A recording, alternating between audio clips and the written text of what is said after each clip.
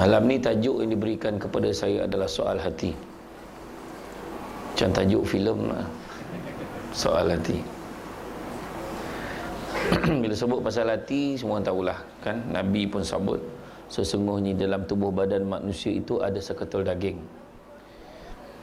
Jika baik seketul daging itu, kebaiklah seluruh tubuh manusia. Sekiranya buruk seketul daging itu, maka buruklah seluruh tubuh badan manusia itu. Ketahuilah bahawa sesungguhnya seketul daging itu adalah hati. Jadi makna pada hati. Bila sebut pasal hati itu, semua teh kita nak pupuk hati kita. Tu sebab antaranya kita ni dalam hidup kita ni, kita kerja 3 perkara dalam hidup kita. Yang kita kerja, yang pertamanya kita kerja apa? Kita kerja hidayah. Walaupun nama orang rumah hidayah, belum cukup ni dah. Kan? Nama anak dah letak hidayah, ada hidayah satu dalam rumah. Nama hidayah tu pun belum tentu lagi dapat hidayah. Tapi nama dah elok lah kan? Hidayah. Kenapa nak hidayah? Supaya boleh beza benda baik dengan benda buruk. Ada orang tu sebab kita heran tengok orang buat buruk, tak buat benda-benda buruk, buat maksiat tak rasa apa. Tu contoh tu. Kan? Buat buruk tak rasa apa. Dia beli nombor, dia tak rasa bersalah pun. Alah, ni ikhtiar je. Dia cakap ikhtiar. Kan? Tak ada apa pun, tak ada rasa apa. Dia dah berzina, tak ada rasa apa. Alah, biasalah sekarang. Budak-budak sekarang. Dia pula yang cakap macam tu. Nampak tak? Tak tutup aurat. Alah, biasalah. Susah sikit dia tu. Tutup aurat ni susah je. Contohlah kan. Bukan dia rasa macam benda tu tak ada apa-apa. Tu sebabnya kenapa orang, dan kenapa lah orang rasa, ish, dia ni cakap macam ni pula. Sebab kita dengan orang mungkin berbeza. Hati yang dipupuk tu lain-lain. Macam mana latihan hati yang kita buat? Macam kita dah biasa kerja kampung. Kan? Dah biasa kerja kampung, masuk ke taman, duduk ke kawasan bandar macam ni. Kalau setakat bercucuk tanam, setakat sebatang 2 pokok tu selamba. Orang yang tak biasa, tuan-tuan suruhlah tanam pokok, tengok macam mana.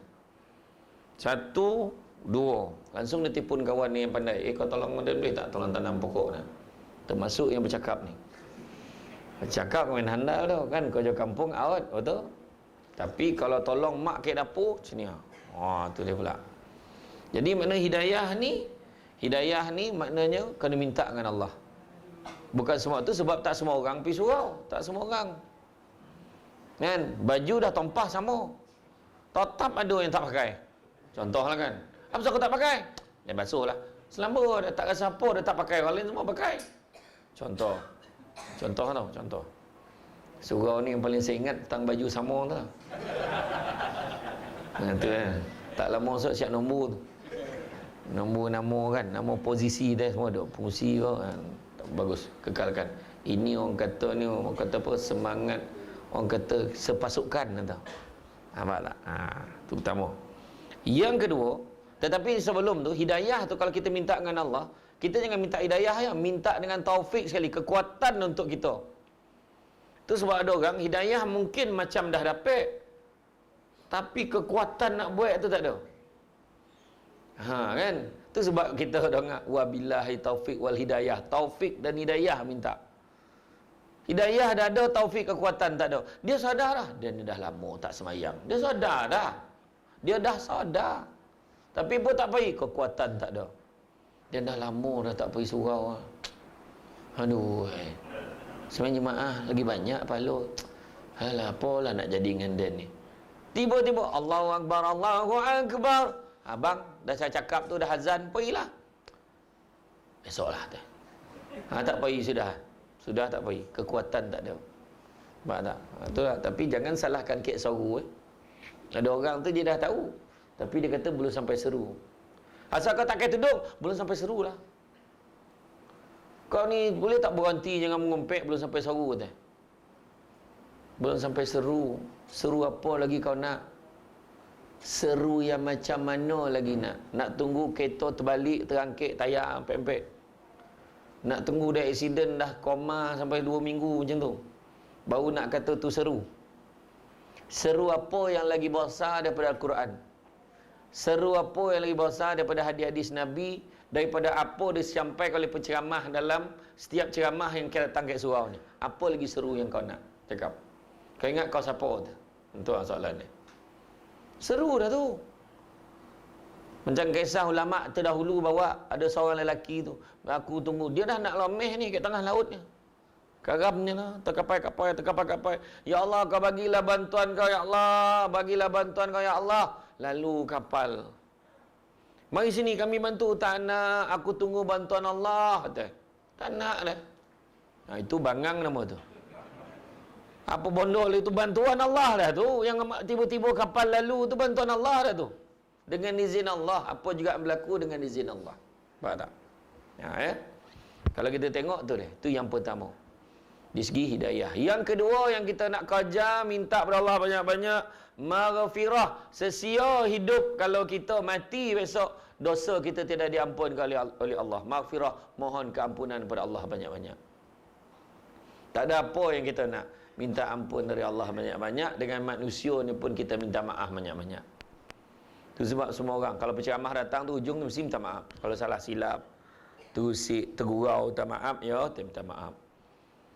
Itu sebab saya suka tengok orang Jawa ni, kalau dia jumpa ibu ayah, dia salam minta maaf tu, dia sampai duduk menghadap tu. Ibu ayah tu duduk siap bisik tu, saya minta maaf banyak kalau saya buat salah selama ni, kalau apa mana-mana kurang minta maaf. Yalah, sambunglah kita. Macam tu. Betul-betul ikhlas. Ini okey, dah banyak rumah ni nak pergi lah. Assalamualaikum. Itu banyak cerita kan. Nampak tak?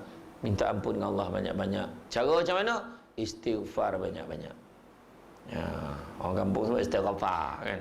Istighfar lah banyak-banyak. Bukan astaga tu. Tu siapa yang ngajar tak tahulah. Kadang komik-komik ni pun satu hal, astaga. Lepas tu dalam tu astaga, dalam WhatsApp pun astaga tu. Siapa aja astaga tu? Astaghfirullah. Sahabat tanya, kaifa nastaghfir ya Rasulullah? Macam mana cara nak istighfar? Nabi jawab, astaghfirullah. Nabi tu. Baiklah banyak. Astaghfirullah.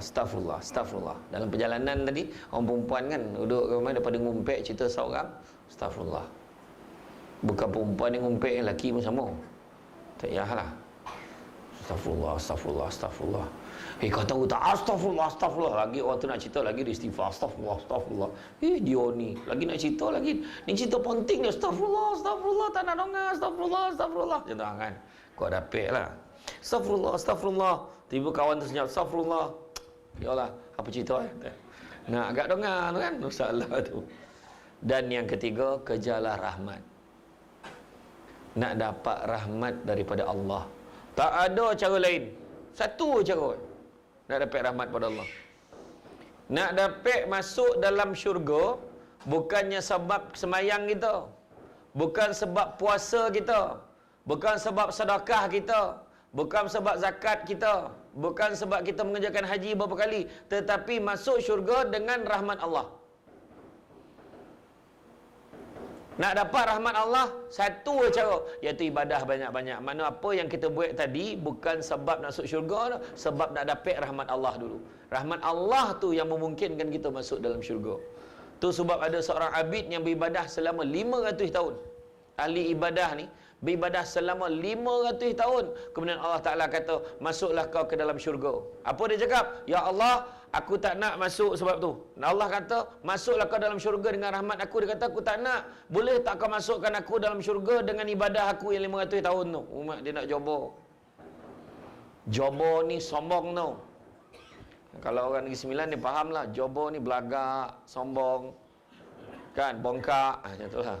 Saya cakap jobo kat Perak itu, dia khabar saya mencarut masalah tu. Nah, dia kena bezakan dengan yang satu lagi tu, jobo. Kan? Jadi Allah Ta'ala buat apa lepas tu bila dia cakap, ya Allah kau masukkanlah aku sebab ibadah aku 500 tahun. Apa Allah Ta'ala beritahu? Lepas tu Allah Ta'ala cungkil sebelah mata yang keluar. Dia pun terkejut. Kenapa ya Allah? Allah Ta'ala beritahu, sesungguhnya ibadah kau yang 500 tahun itu tidak dapat nak menebus nikmat sebelah mata aku bagi kat kau. Jadi jangan nak belagak. Apa-apa pun yang kau dapat semuanya dengan rahmat Allah. Kita dapat Tuan-tuan tengok tuan-tuan kerja macam-macam tau. Masa muda makin lah, ada yang kerja, ada kerja government, ada yang kerja swasta, ada kerja kerani, ada kerja biasa, ada yang kerja konduktor, ada yang kerja kat syarikat macam-macam syarikat. Tapi bila pencen bukan semua orang senang. Dan dulu orang walaupun pangkat dia tinggi, tapi akhirnya waktu dia pencen dia susah. Tuan-tuan nak kata apa? Maknanya kita ni kadang ada orang tu kerja biasa-biasa, tapi akhirnya bila dah tua hidup dia senang, anak semua menjadi contoh. Nak cerita apa? Nak ceritakan apa juga yang kita buat sebenar semua dengan izin Allah, rahmat Allah semua. Ada orang kan, dia memanglah dia anak tak ramai, anak dah 2 orang. Anak tu lah yang bolo dia bila dia dah tua. Tapi bila tua, walaupun anak tu bagi sikit satu benda, Allah Ta'ala bagi dia kekuatan, dia sihat. Ada juga. Nak cakap apa? Bukan semua orang bekerja jadi senang, tak? Orang ni kerja punya toruk, pagi kerja lain, petang kerja lain, malam berniaga pula lagi, punya toruk Tapi tak kat senang-senang, bukan kata sebab dia ni banyak masalah, dia ni kena usaha lebih, tak. Dia usaha lagi lebih pada orang lain. Semuanya nak beritahu dengan izin Allah, tu je. Jadi kita jangan belagak, dia sebenarnya pemalas. Macam aku ni lah, aku ikhtiar semua aku buat sendiri. Jangan belagak. Kejayaan kita pun semua dengan izin Allah. Kebetulan pula kita, mak kita meninggal tinggalkan tanah untuk kita. Kita jual, pek duit. Bukan semua orang mak yang meninggal tinggalkan tanah. Betul tak? Ada orang tu dia anak yatim ya, tapi sebabkan dia keberkatannya, rezeki dia berniaga menjadi pula nasi lemak pucung. Sepucung-pucung kata. Nasi lemak pucung, sepucung-pucung. Ramai orang beli. Rasa tak adalah sadap benar, tapi ramai orang beli kat dia. Dia punya lauk korang, dia kata korang fresh, tapi korang rasa gotah. Kan? Korang instant tu kan. Yang nasihat kupik beli dekat pasar raya tu kan. Nah, memanglah korang tu dia cakap fresh daripada pasar raya, bukan daripada apa. Tapi orang beli ramai, orang beli. Sama korang tu orang cakap sadap tu. Makna peluang tu Allah Ta'ala bagi beza-beza. Bukan kata makna kalau dia toruk ni Allah Ta'ala tak sayang kat dia. Tak. Makna lagi Allah Ta'ala sayang kat kita. Sebab Allah Ta'ala uji kita. Biar kita jangan lupa ke Allah. Itu ya. Jangan ingat semua orang kaya tu. Semua orang kaya tu dah rahmati. Itu tentu lah. Cuba tengok kes Sak Labah tu. Sak Labah yang dulu yang tak nak keluarkan zakat kambing makin. Berapa banyak, akhirnya bila dia tak nak bayar zakat, Nabi sampai dah malas dah. Nabi kata apa? Nabi kata jangan sesiapa pun terima zakat daripada Sak Labah. Sebab ayat Quran pernah turun pasal Sak Labah. Betapa ramainya orang yang kononnya kalau dia dimurahkan rezeki, dia berjanji dia akan taat dan soleh kepada Allah. Tetapi tak kala dimurahkan rezeki ni, dia berpaling daripada janjinya. Ayat tu lebih kurang macam tu dalam surah Al-Baqarah tu. Jadi lepas daripada tu, dia ayat tu turun sebab dia Sak Labah ni tak nak keluar zakat. Jadi bila dah keluar ayat macam tu, Nabi kata jangan sesiapa pun terima zakat Sak Labah. Setiap kali orang datang nak pungut zakat pada dia, dia kata apa? Nantilah aku belum habis kira. Lain kali lah datang. Nanti dulu ada lagi yang belum kira. Macam-macam alasan bagi. Mengelak. Wahal sebenarnya dalam hati dia kata apa? Muhammad ni dongki dengan aku tu. Time aku dah banyak kambing ni, mulalah dia kata. Jadi apa yang berlaku satu hari tu lalu, minta maaf aku belum habis kira. Apa utusan cakap? Tak apa, kami memang tak nak kutip pada kau pun. Nabi khabar tak payah ambil pada kau lagi dah. Lagipun dah turun ayat pasal kau ni tu. Topang ganjat dia. Diheret dari kambing-kambing ni bawa jumpa dengan Nabi. Nabi tanya, apa hal kau datang bawa kambing ni? Ni terjemahan kau. Terjemahan. Kan apa hal lah bunyi rambau lah cakap Nabi tu. Apa hal kau datang ni? Dia kata, tak ada Rasulullah. Aku datang nak keluar zakat. Maaf, pintu zakat dah tutup buat kamu. Nabi kata. Dia punya menangis lah kan. Dia berterai dekat padang pasir tu. Dia ambil pasir tu, dia letak kat kepala. Macam meroyan lah. Menyesal lah kan. Menyesal tak sudah. Apa yang berlaku pada Sak Labah lepas tu? Allah Ta'ala bagi dia satu kelebihan lain. Apa kelebihannya? Kambing beranak pinak. Makin lama makin banyak. Punya banyak kambing itu sampai kan orang kampung pun marah. Kau tak boleh bola kat sini, kacau orang kampung. Kau pergi bawa tempat lain. Terpaksa bawa kat gunungan. Dah terlampau banyak kambing. Bayangkan. Lepas tu nak jual pun orang tak nak beli. Bayangkan. Jadi tuan-tuan jangan cakap, orang tu lembu banyak, tuan tu kaya. Belum tuan tu boleh tau. Nak cakap apa? Kerja susah tu. Bola lembu dah lah daging. Binatang punya lembu. Kan Padang Agut je jauh pula. Dulu Padang Agut dah jadi taman perumahan. Bukan senang kerja itu sebab lembu jadi mahal. Kan? Iya, satu bahagian berapa itu itu? 700 lah kan? 700 lah. Kek Kemboja 300,500. Ya. Itu tahun ni saya pergi baru ni 300,500 Kemboja. Jadi cerita akhirnya meninggal, wafat Nabi tak dapat bayar zakat. Sampai Saidina Abu Bakar tak terima zakat dia. Saidina Umar tak terima zakat dia. Sampailah Saidina Uthman pun tak terima zakatnya. Nak tunjukkan tu ada. Jadi itu sebab kita kan berbekal pula dengan kita ni dengan musim hijrah ni kan. Ubahlah perangai kita. Ubah perangai kita, ubah sikap kita. Kita kena ingat kadang-kadang jangan kita bongkak rasa hati kita ni handa benar rasa memanglah aku dulu belajar rajin-rajin. Aku belajar pandai tu sebab aku kaya ni. Bukan sebab kita belajar. Izin Allah. Berapa ramai budak pandai belajar keluar tak dapat kerja. Dan budak yang tak dapat kerja tu pula Allah Ta'ala bagi dia peluang fikir macam mana nak ubah diri dia. Hijrah. Walaupun dia ambil ijazah sarjana muda undang-undang, dia pernah jadi peguam sekejap. Akhirnya dia jadi penceramah TV Al-Hijrah. Contoh. Dia berhijrah ke TV Al-Hijrah contoh kan. Kau ingat main-main koman kan Samsul Debat ni. I'm a qualified lawyer you know. Macam tu lah cerita kan. Tapi berubah. Ada orang engineer tapi jual goreng pisang. Tapi jual goreng pisang tu cerdik. Cara dia jual tak sama macam orang lain.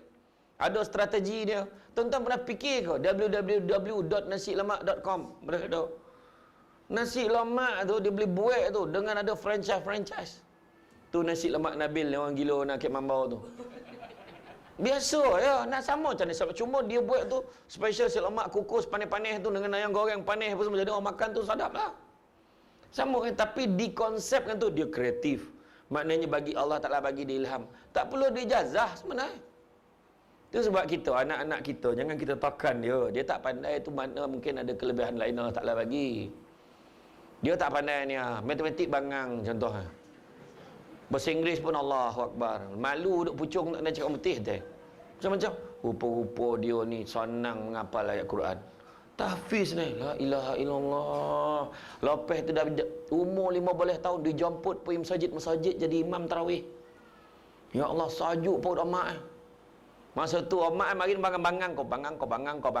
Akhirnya bertuahlah kau. Itulah tak sangka ngak bangang teh. Apa? Bangang kali tu keluar tu. Anak kita ni doakan yang baik-baik. Itu je. Tu sebab doa orang dulu cakap.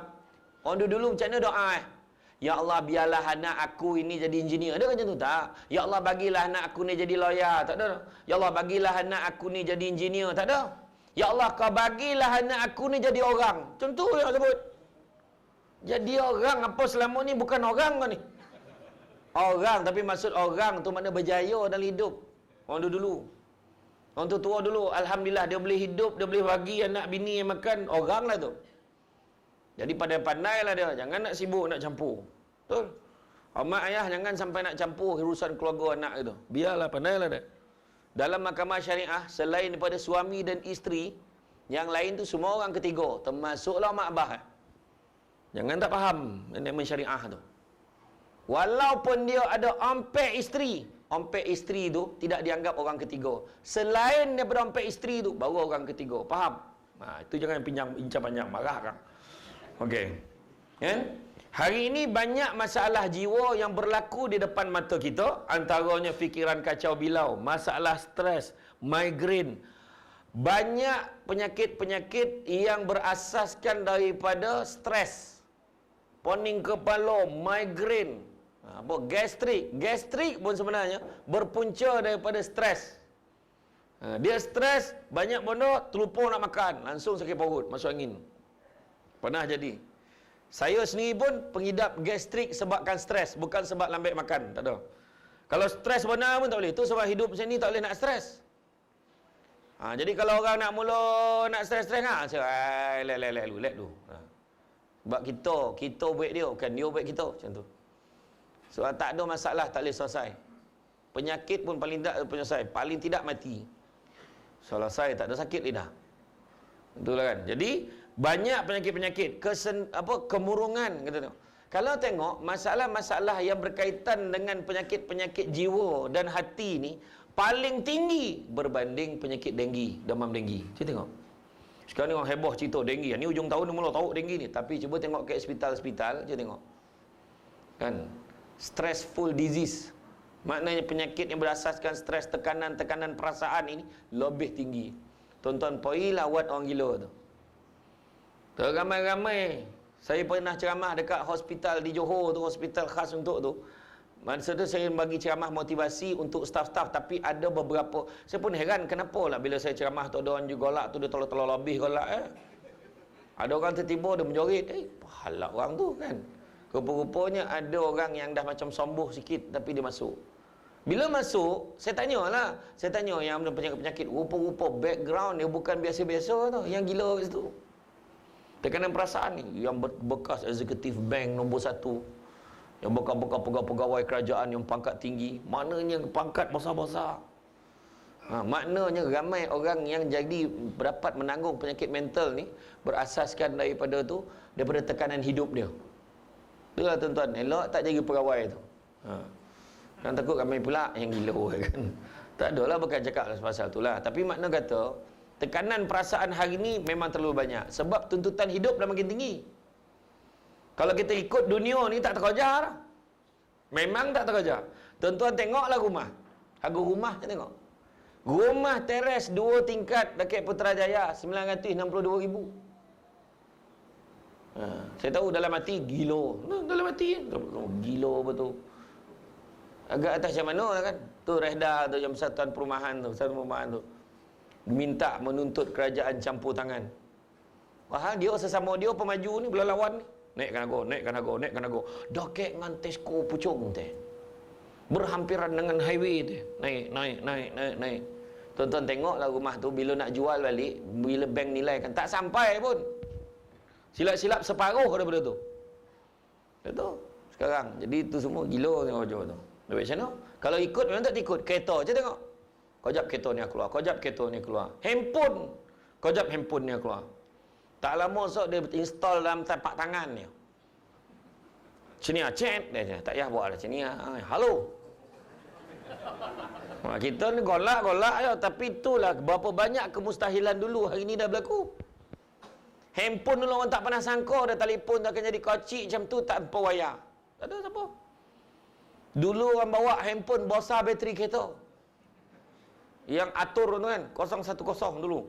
Sini berjenjeng. Punya bangga dia bawa KCM. Dia letak temanya boom. Hui dia.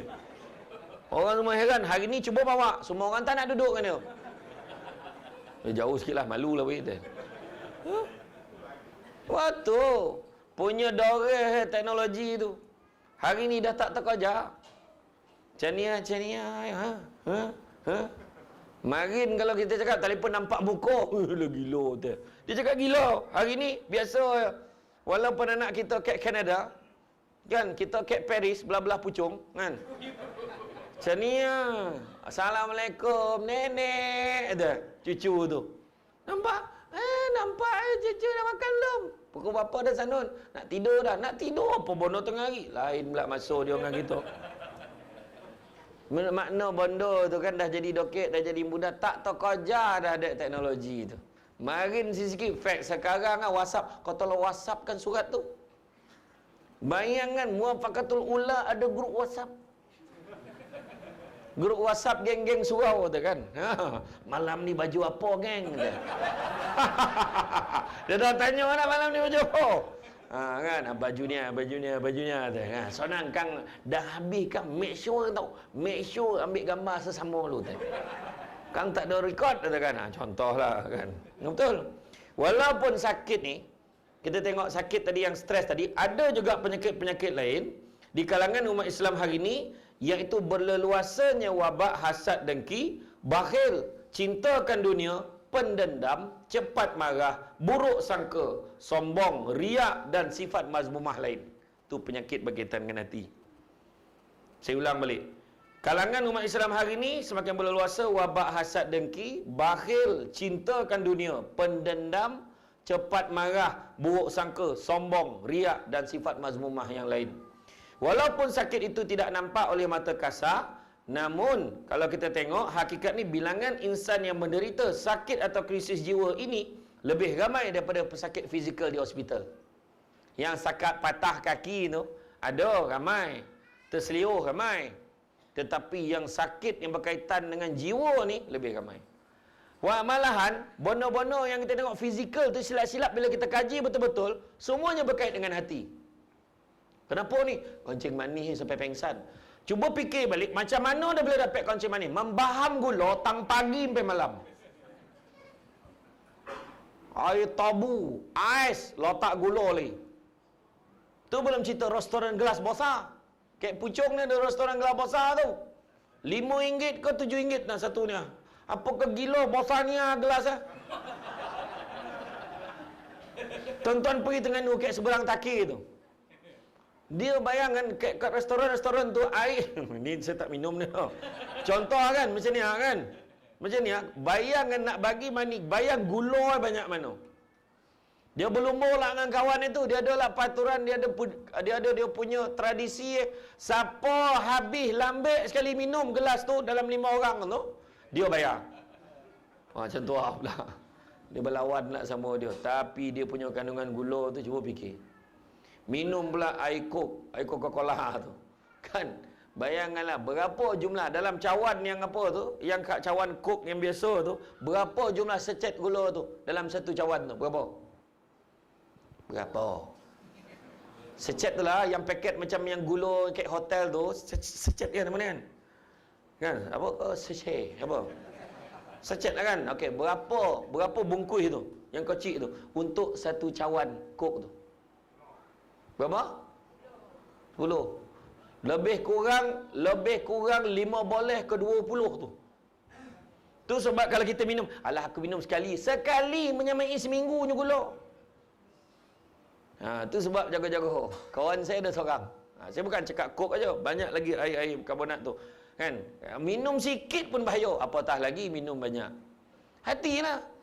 Hati tak apa. Yang orang tua ni pula ngajar, kau muda-muda boleh makan, kau makan ya. Dah tua candan tak boleh makan. Dia ajar budak tu biar penyakit macam dia. Tak betul, daripada awal lagi kontrol makan. Saya tanya doktor gitu. Doktor cakap umur masuk je 35 ke atas, nasi jangan lebih 2 skop pagi sampai petang. Lepas tu dia khabar, masa saya tanya itulah, saya tanya kat klinik tu, masuk 35 ustaz, satu nasi jangan lebih 2 skop. Kalau kita rasa nak makan sampai tengah hari kan, pagi ambil 1 skop, tengah hari ambil 1 skop, macam tu. Ayam berhenti. Jangan makan ayam ni dah. Sebab ayam ni menyebabkan badan kita tu lembik. Dia lebih daging tapi lembik. Tak malih ya tu. Sebab dia ada hormon estrogen, hormon betina tu disuntik ke ayam tu. Kalau ayam kampung tak apa. Saya patut cakap hari tu lagi kan. Supaya malam ni dapat ayam kampung. Tapi kalau ikan tak apa, makanlah banyak mana pun ikan. Tak apa. Satu lagi dia kata paling kena elak, lemak nak badan banyak, paling banyak bila makan topung. Elakkan topung. Contoh topung, ticanai, cokodok, capati tak? Capati okey. Tapi termasuklah yang paling kita tak perasan, mihun dan mi. Itu. Air dia kata nak minum ais, minumlah banyak mana, tapi bukan air manis. Yang mana ais kosong boleh minum tu. Sekadar nak hilangkan haus kan. Tu dia. Tu dia cakap lah. Alhamdulillah saya dah start dah daripada malam tadi. Contoh tuan-tuan hidangan saya balun lah, lantar lah. Kan. Tu sebab penceramah ni doreh mati makan mantan darah pada pagi sampai malam macam-macam. Kau surau ni bagi ni amalnya ni malam ni lo apa? Kan steam mungkin sihat. Kan steam tak boleh lama macam mana. Saya pun memang tak boleh lama pun. Malam ni ada okey, Soman ada satu lagi program. Tapi tak apa, sampai makan. Kan? Kemudian kita kalau tengok sakit jantung, buah pinggang, kencing manis atau barah tak pernah membunuh diri dan orang lain sebenarnya. Tetapi yang membunuhnya adalah disebabkan oleh batin dalam hati dia yang sebenarnya. Dia tahu dia kono kencing manis, dibalun dia lagi. Memang dia yang hati dia yang tak betul. Dah tahu sakit tapi buat lagi, contoh. Dah tahu dah kalau buat benda ni berdosa tapi buat lagi. Itulah penyakit hati yang sebenar-benar. Kan? Tambahan pula penyakit dalam ini bukan sahaja lebih menyiksakan sakit, malah boleh mengecah-kacirkan masyarakat. Nabi Muhammad sallallahu alaihi wasallam diutuskan sebagai penyampai dakwah Islam dan melihat segala kekusutan serta kemungkaran yang sedang meracuni kehidupan manusia ketika itu. Sendirian baginda bangun dan bekerja menyelamatkan umat yang jahil. Institusi pertama yang dibangun oleh baginda ialah masjid.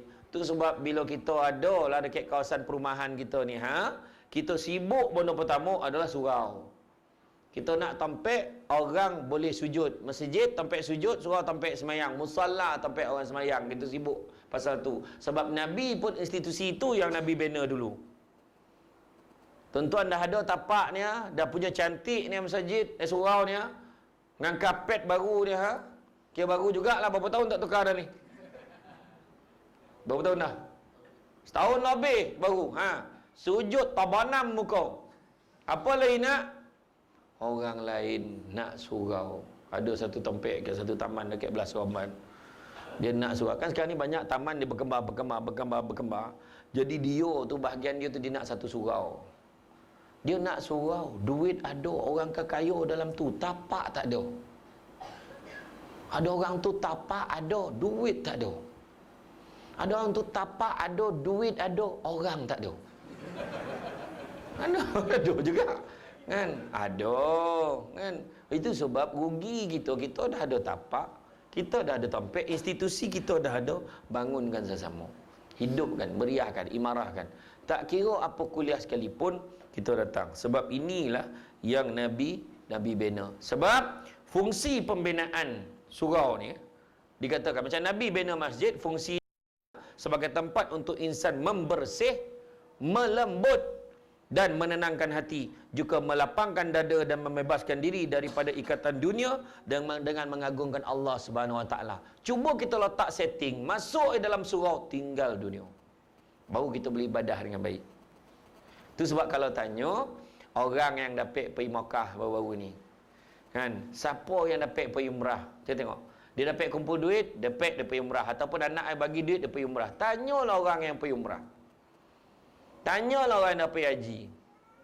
Orang dah pergi Makkah, pergi Madinah, kan, sampai sanunnya, turunnya ke airport tu dah rasa lain macam. Kita semua dah berniat dah, macam-macam niat dah ni.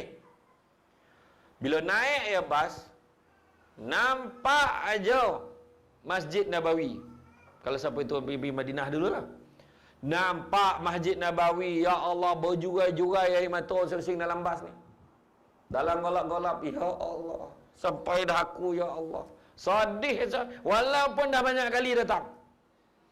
Perasaan yang tak apa nak gambar dah. Terasa macam Nabi menggamit-gamit kita. Betul atau tidak? Orang yang dah poi je boleh jawab tu. Betul? Ya Rasulullah, aku datang, ya Rasulullah, dalam hati ni bonjorit-jorit, cuma tak tunjuk dengan orang je. Kalau rombongan dah lama dah. Kelantan, you kan? Kena pergi bakar Cik Ye. Tapi bila sampai ke Madinah tu tak apa nak gambar. Dan yang paling penting, masuk Masjid Nabawi, masuk Masjidil Haram, kita lopeh ya sujud tu bangun bagi salam. Assalamualaikum warahmatullahi wabarakatuh. Assalamualaikum warahmatullahi wabarakatuh. Berapa ramai orang tarik bangun semayang lagi. Tak rasa ponik pun. Semayang lagi. Apa lagi semayang belum buat? Bangun lagi. Allahu Akbar. Semayang lagi. Semayang. Mengaji, berzikir. Dia boleh cakap apa? Ya Allah, pergi Makkah kan. Ya Allah, sonang botol semayang. Sampai kek pucung pemalih balik. Kenapa jadi macam tu? Soalan ni bukan nak jawab jadi macam tu. Tak nak tanya. Agak-agaklah kenapa bila pergi Makkah, pergi Madinah, senang nak beribadah. Sebab apa? Apa dah ada yang jawab tadi? Apa dah? Kerja lain tak ada? Wah, betul lah tu. Menganyam kutupek tak ada. Jahit baju tak payah. Tak ada fikir nak pergi kenduri tak ada. Betul? Dalam erti kata lain, kita tinggalkan dunia kat Malaysia ni. Baik anak pun dia tinggal. Kau tinggal jaga rumah elok-elok. Abah pergi ni, kalau tak tahulah, doakan Abah, okey semua. Kalau Abah tak balik, ni senarai hutang. Memang betul wajib tinggal. Ni senarai hutang. Yang orang Abah berhutang, wajib tinggalkan.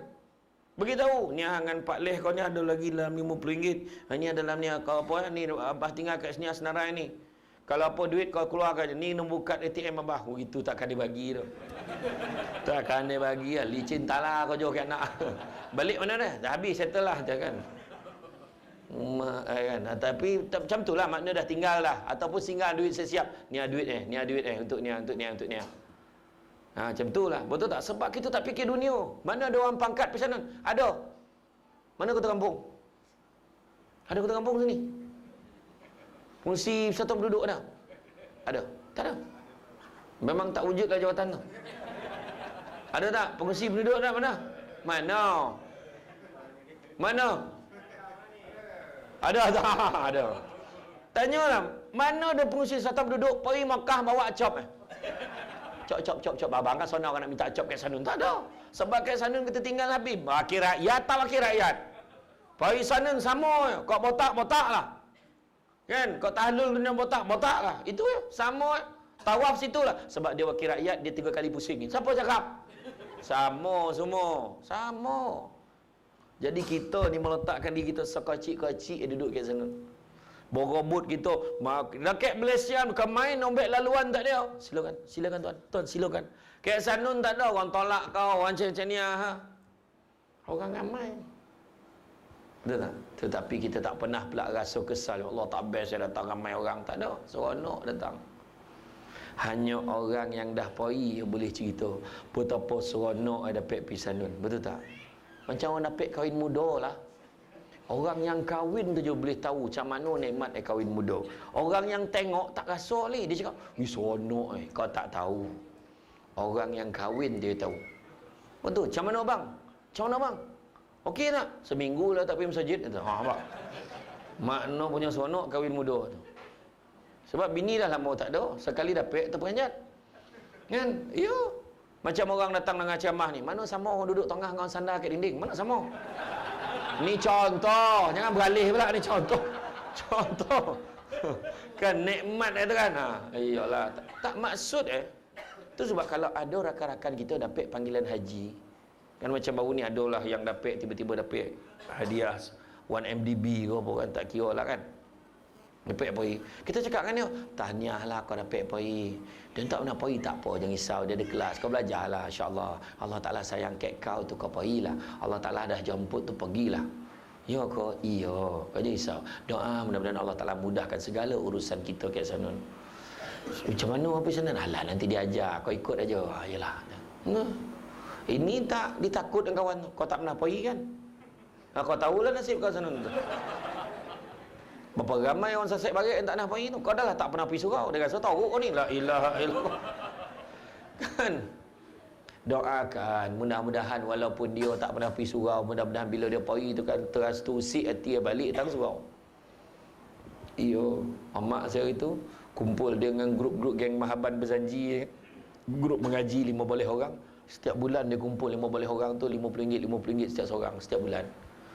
Lepas tu adalah orang sponsor sikit, tambah sikit. Cukup bulan 12 ni dah ada dah orang seorang yang rajin pergi surau tapi orang susah. Hantar pakai duit tu, hantar dia pergi umrah.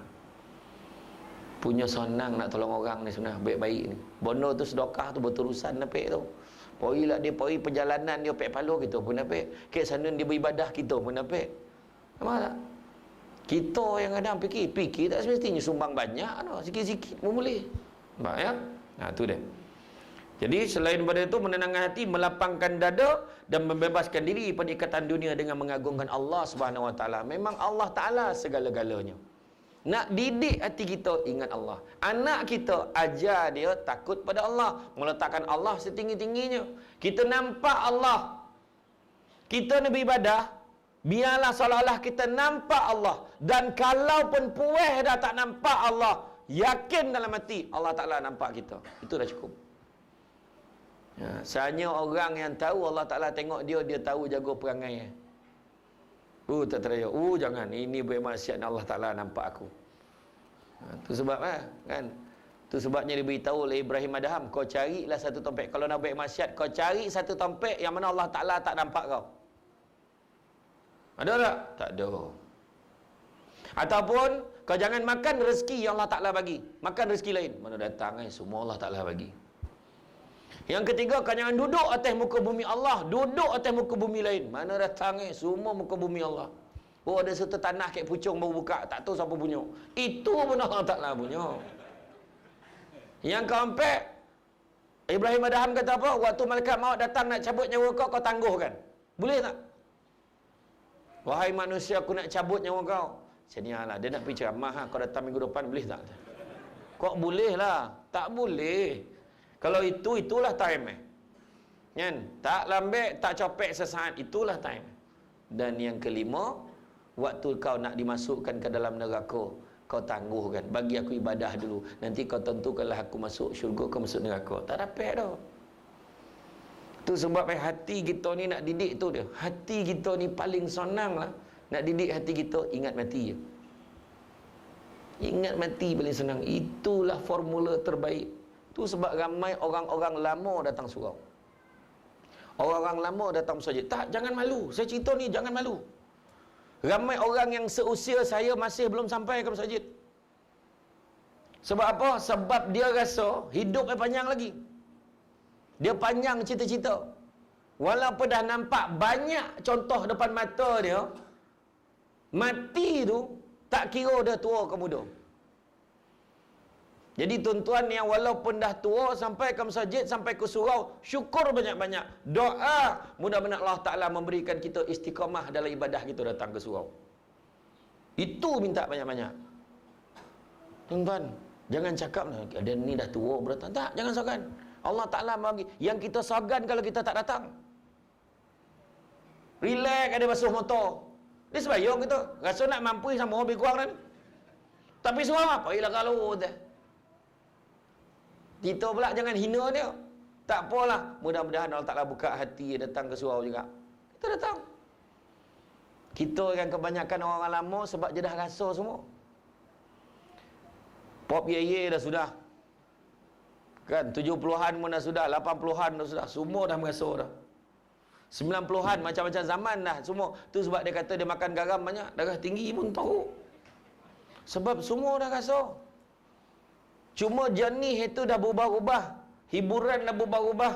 TV mungkin nasyat. Tu sebab jahat orang dulu. Tak jahat macam sekarang. Jahat marin nakal namanya. Paling teruk dia curi buah. Kan? Kalau dia nampak anak dara pun mungkin baling-baling batu je. Marin. Sekarang budak sekolah rendah pun dah pandai merogol. Dibakar Ustaz Tafiz tak pernah kita bayang dah. Budak macam tu punya umur bakar Ustaz Tafiz dengan begitu. Nak kata mabuk poning, boleh fikirlah gas tu diompang ke pintu tu. Saya fikirkan kejahatan budak-budak hari ni tu sebab kita kena risau. Tu sebab ingat mati. Sebab apa? Kalau kita ingat mati, anak-anak kita tu yang kita nak tinggalkan, macam mana keadaan kita nak tinggalkan dia? Tu. Baru-baru ni saya ceramah dekat Kuching, Sarawak. Bila ceramah tu kan, singgah, penganjur tu singgah kat tabung haji. Dia nak keluarkan duit. Saya pula dah duduk topi tu, saya memang tak boleh duduk diam. Saya sakatlah budak yang jaga kaunter tu. Dik, kalau hari ni daftar bila boleh pergi? InsyaAllah kalau tak ada apa-apa, kalau hari ni daftar, insyaAllah boleh pergi pada tahun 2111. Punya panjang kan? Panjang. Bulan ni dah 2102 boleh. Kira budak ni dah menyarap balik dah. Budak ni yang muda ni dah menyerap. Bayangkan 80-90 tahun lagi kan. Bayangkan. Tetapi itu perancangan manusia. Itu sebab kita cerita ni. Itu perancangan manusia. Hati kita sangka baik dengan Allah. Allah Ta'ala beritahu dah di kursi tu, Allah Ta'ala beritahu apa? Sesungguhnya aku sentiasa berada pada sangkaan hamba-Ku. Kita sangka baik Allah Ta'ala kalau dia nak aku pergi mesti aku sampai punya. Berapa ramai orang yang tak tahu tiba-tiba boleh pergi. Tiba-tiba anak saya boleh ajar, saya boleh pergi tahun tu. Mana tahu? Tuan-tuan jangan ingat POI sebab yang kita daftar. Tak. Berapa ramai orang dapat POI. Tiba-tiba ni tak cukup. Dia punya mahram, dia ajak kita sekali. Saudara. Betul ke ni? Ya, dapat POI sekali. Ada seorang Datuk Seri tu. Dia dapat POI, dia merayu. Dia buatlah surat merayu. Dia bukanlah kata pakai kabel pun. Dia merayu. Dapat POI saudara dia dalam 3 orang lagi dapat POI. Alhamdulillah dia kata dapat POI. Dia kata bawa 4 saudara dia yang tak berapa sihat tu, yang tua-tua tu dapat bawa. Nak kata apa? Dia pun ingat dia tak boleh POI dah. Dapat POI. Mak saya yang susah-susah membesarkan saya dengan adik-adik nak.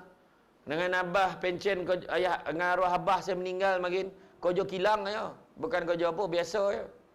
Mak saya dah hampir kali pergi Makkah dah. Dapat POI.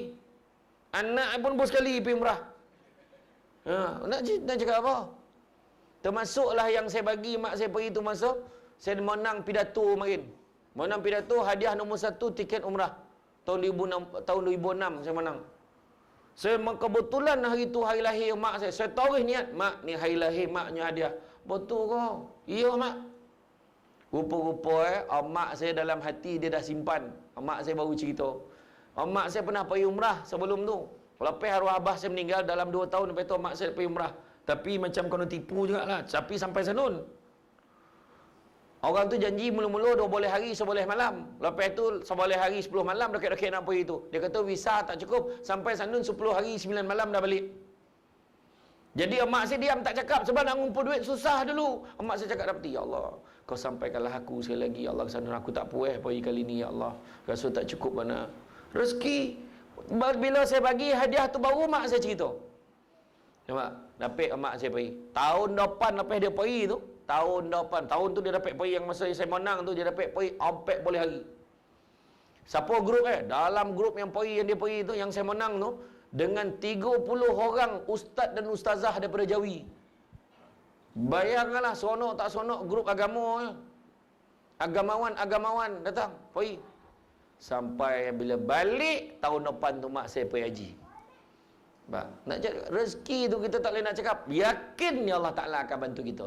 Peristiwa hijrah Nabi kan. Nabi keluar daripada rumah, nak keluar daripada rumah. Baru ni ceramah mal hijrah siapa? Panggil siapa? Ustaz kau lah. Kan dia cerita kan nak keluar daripada rumah, tentera kafir Quraisy dah siap nak bunuh Nabi dah. Tapi Nabi yakin Allah Ta'ala akan bantu keluar ya. Cuma dia minta Saidina Ali gantikan dia ke tempat tidur tu. Keluar ya. Orang-orang kafir Quraisy memandang tapi tak melihat. Dia mandang tapi tak nampak Nabi keluar. Punyalah kuasa Allah. Nak cerita kan. Yakin dia keluar. Orang semua nak bunuh dah. Ya. Yakin dengan bantuan Allah. Nabi siap baca apa? Ambil pasir ditabur ke kepala tentera kafir Quraisy. Masih juga tak nampak. Sambil baca waja'alna min baini aidihim saddaw wa min khalfihim saddaw fa aghshaynahum wa lahum yubsirun. Ayat dalam surah Yasin. Betul tak? Dibina benteng-benteng di hadapan mereka, benteng-benteng di belakang mereka, sesungguhnya mereka tak dapat melihat. Baca ayat tu, ada ustaz tu khabar baca ayat tu kalau nak elakkan speed trap.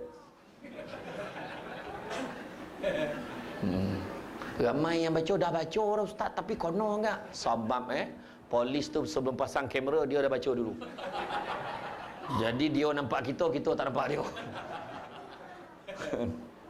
Tapi betul makna kita cerita sekarang ni bantuan Allah akan bantu kita. Cuba fikir-fikir balik. Itu sebab muhasabah itu penting. Contoh kita baring kan, kita baring malam sebelum nak tidur. Ya Allah, ikut-ikutkan banyak Allah Ta'ala bagi nikmat kat aku ni. Kira tu sampai terlalap. Itu mulia tau. Besar pahala. Muhasabah ni memang satu benda yang Nabi suruh buat. Sebelum tidur tu. Hari ni dan bergaduh dengan ni. Ya Allah, kenapa lah nampak macam tu. Dalam golap tu kan, nak tidur tu. Allah, hari ni anak kita orang berat dengan bini. Hari ni anak kita dapat masuk universiti. Tak sangka yang tu lah tu bang. Ingatkan makin tak pandai kan. Kan teruk kan sekolah rendah. Itulah tu. Kita bagi dia tuition semua. Rezeki bang Allah Ta'ala nak bagi. Betul lah.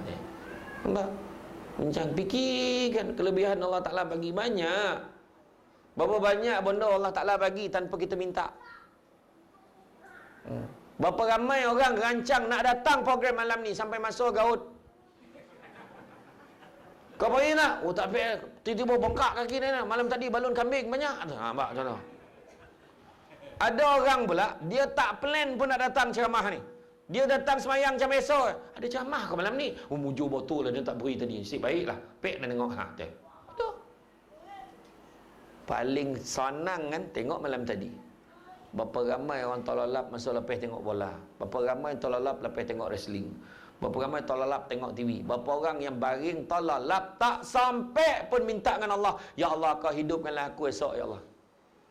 Kau panjangkanlah umur aku ya Allah. Tak sampai minta pun. Tak sampai baca Allahumma bismika ahya wa amut, tak pernah minta, tak sampai baca. Tengok pagi tadi hidup lagi. Allah Ta'ala tetap bagi. Itu sebabnya disebut jangan berhenti meminta daripada Allah, kerana Allah tak pernah berhenti memberi kepada kita walaupun kita tak minta. Tak ada yang bangun pagi tadi kan, dia lupa minta alam tadi, bangun, alah hidup lah lagi ha. Tak ada yang kecewa dah, oh, nak hidup lah lagi ha, aduh kenapa lah hidup lagi. Tak ada. Kita gembira tu sebab kita baca alhamdulillahillazi ahyana ba'dama amatana wa ilaihin nusyur. Syukur kita pada Allah Ta'ala yang menghidupkan kita sesudah mati, betul tak? Tu dia. Kan? Kita pada hari ni kita sedang melihat kekusutan manusia. Terkajar-kajar tak tentu arah hari ni. Sebagaimana yang disaksikan oleh Rasulullah SAW 1400 tahun dulu, jika baginda berjaya mengubah umat ketika itu, mengapa kita tidak mengikuti jejak langkahnya? Kita ubati terlebih dahulu sifat mazmumah dan krisis jiwa dalam diri ahli keluarga dan masyarakat. Itu tanggungjawab kita hari ini. Perasaan buruk sangka, nak konokan orang, nak naya orang, dongki, tamak, yang tu nak buang dulu. Itulah penyakit masyarakat hari ini. Tuan-tuan ingat yang Oktoberfest tu, dia baru buat tahun ni ke? Dia dah banyak tahun buat.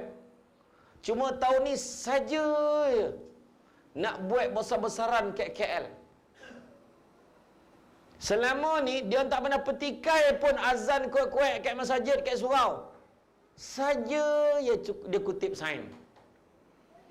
Selama ni tak pernah petikai pun pasal duit kutipan, kita pun tak petikaikan dana bangsa dia, tak pernah. Tapi dah mula petikaikan kenapa orang Melayu Islam boleh dapat pelepasan zakat ketika bayar cukai. Saja je. Sebab apa saja? Sebab dia nak tengok setakat mana orang Melayu Islam marah. Tuan-tuan kena sadar tu. Dia bukan sebab dia nak buat warna pun, bukan nak buat, dia nak tengok setakat mana kita tengok. Sebab orang Islam dah mula bercakaran, bergaduh sesama sendiri. Tu sebab institusi tu, institusi masjid, surau, musalla, madrasah, kita bela betul-betul banner ni untuk mensejahterakan, satu padukan masyarakat Islam. Tu tujuannya. Tu sebab IJK Surau Muwafaqatul Ula buat program terbuka, muslimin muslimat dijemput hadir, semua boleh datang.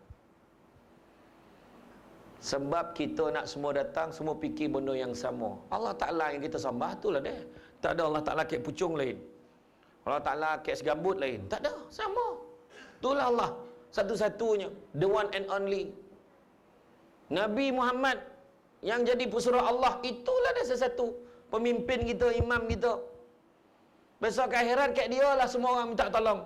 Bukannya Muhammad ni Muhammad lain yang minta tolong. Dan Muhammad kau Muhammad lain, dan Muhammad lain. Tak, sama.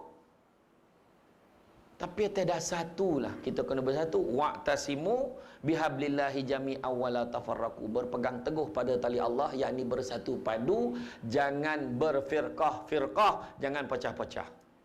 Nabi ajar macam mana? Nabi sayang isteri-isteri Nabi, maka kita sayang isteri-isteri kita. Faham? Orang lelaki faham? Orang perempuan faham? Faham marah dia. Maksud dia ramai lelaki ni, ramailah isterinya. Isteri itu maksudnya. Habis orang perempuan tak ada isteri, sayang suami, sebab Nabi sayang pasangan. Kita sayang pasangan kita. Kedua, Nabi sayang ahli keluarga Nabi, kita sayang ahli keluarga kita. Ketiga, Nabi sayang siapa? Nabi sayang sahabat-sahabat Nabi. Kita sayang sahabat-sahabat kita ni. Inilah sahabat-sahabat kita ni yang sebenar. Sahabat-sahabat kita yang lain, yang kat kampung makin yang best friend forever tu bukan jumpa hari ni lah, jumpa hari ni. Sayang sahabat-sahabat kita. Malahan Nabi cukup 3 hari sahabat dia tak nampak, dia tanya, mana Pak Yumah dah 3 hari tak nampak? Jadi kalau kita buat macam tu, ikut sunnah Nabi tu, mana Pak Yali dah seminggu tak nampak, dia kahwin muda je. Ya ke? Contoh lah kan, contoh. Malam tak nampak, donga tak sihat. Donga itu dia lemah jantung lah, masuk hospital. Yalah, tak donga. Kita pergi jumpa nak? Boleh. Kau bungkus tom yam. Kawan tu dah lah sakit, bawa tom yam lah. Contoh, pergi jumpa ziarah ramai-ramai. Alhamdulillah, tu sahabat. Nabi sayang sahabat kita, sayang sahabat kita. Dan yang keempat, Nabi sayang umat Islam yang berpegang teguh kepada syariat Islam. Maka kita sayang ni semua ikut syariat. Yang ikut syariat ni kita kena sayang. Nabi tak aja, dia parti lain dengan kau jangan baik dengan dia. Dia ni geng ketua kampung lama, kau jangan baik dengan dia. Tak ada. Oh, dia ni dia lain fahaman dengan kita ni, dia belah-belasnya. Tak, Nabi tak aja. Nabi tak aja. Simple je. Nabi tak aja jangan buat. Betul ya.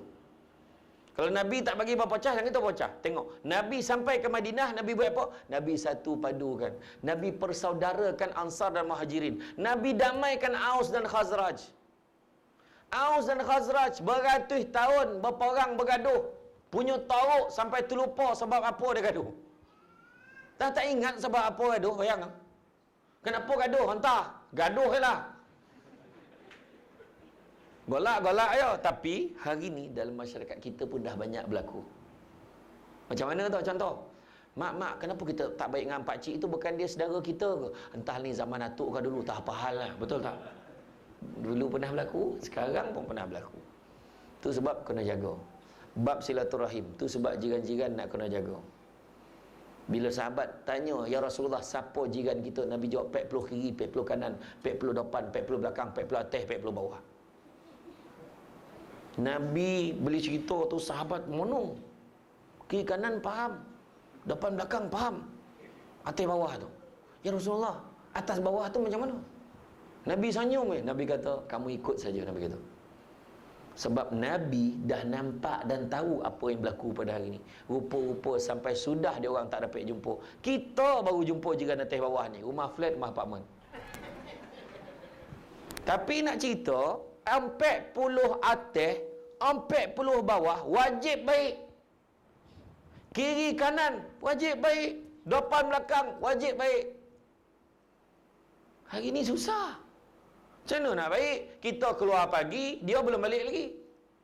Dia balik, kita dah keluar. Kita balik, dia baru keluar. Lepas 5 tahun baru tahu jiran kita Samsul debat.